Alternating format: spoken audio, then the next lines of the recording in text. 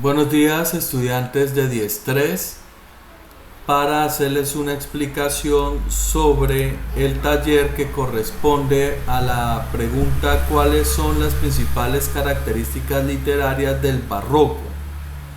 Luego les hago una explicación sobre las características literarias de la ilustración. En esta oportunidad quiero hablar sobre las características del barroco, ¿de acuerdo?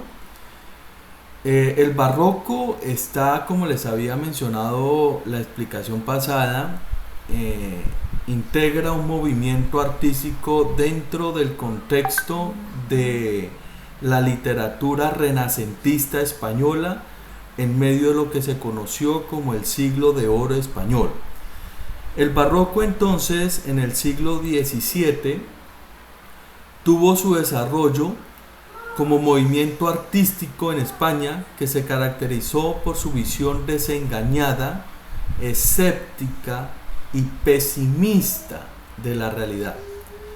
El barroco fue en el siglo XVII un periodo de crisis en el que los cambios políticos, la recesión económica, es decir, las dificultades económicas, las tensiones sociales provocaron un decaimiento de los ideales que habían alentado el siglo anterior.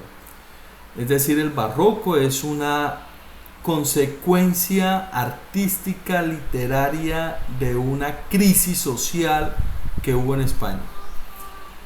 El arte del barroco estuvo caracterizado por la opulencia, es decir, como en la artificialidad, como en el mostrar, ¿cierto? Como en la apariencia y la brillantez. Los artistas abandonan el equilibrio formal del arte renacentista y buscan la sorpresa del receptor y la originalidad, creando un estilo basado en el dinamismo, el contraste y la artificiosidad, es decir, como la apariencia, el artificio, los recursos. Bien, la literatura barroca, entonces habíamos dicho, tiene una visión pesimista de la realidad. Ese es su lenguaje, es una forma crítica, es una actitud de crítica frente a lo que está viviendo en ese tiempo España. Luego entonces advierte en los temas habituales de la literatura barroca la apariencia engañosa de las cosas que esconde su auténtica realidad.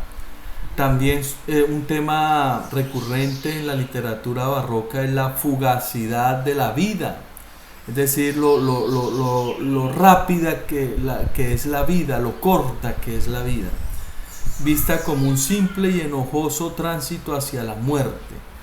Es como una posición dramática y trágica de la realidad humana. El desengaño es el fruto último del desvanecimiento de las ilusiones juveniles, porque el barroco fue fundamentalmente un movimiento juvenil, artístico y literario, pero juvenil. Son además frecuentes los contrastes que manifiestan la naturaleza equívoca de la realidad y persiguen crear efectos sorprendentes, muy apreciados por el escritor barroco en su afán de originalidad. De ahí el uso del estilo complejo, en el que abundan los recursos retóricos, es decir, el lenguaje, como el lenguaje extraño, el lenguaje enredado, el lenguaje artificioso. Bien. En la literatura barroca española se suelen distinguir dos corrientes dentro de esta literatura barroca: el conceptismo y el culteranismo.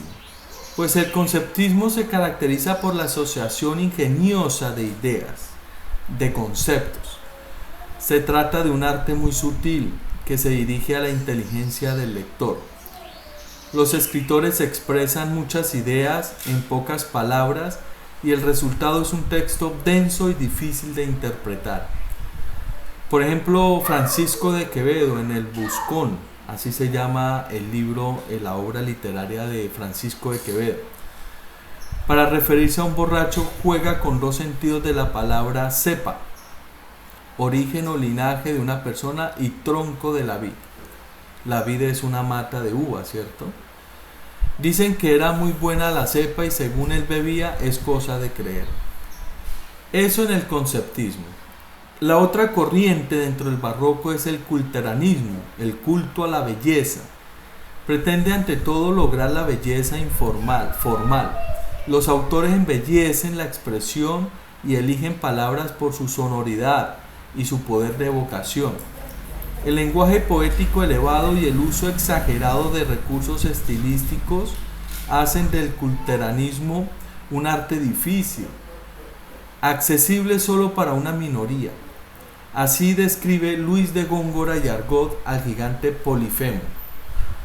Un monte era de miembros eminente, que de Neptuno hijo fiero, de un ojo ilustra el orbe de su frente, émulo casi del mayor lucero.